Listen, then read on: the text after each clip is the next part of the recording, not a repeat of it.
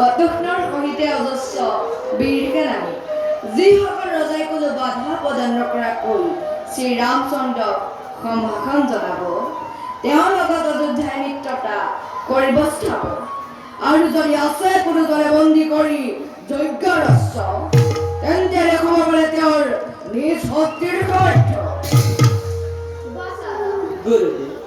এতিয়া তুমি নিজৰ পুত্ৰ অশ্বত্থামাক অলংকৃত কৰা।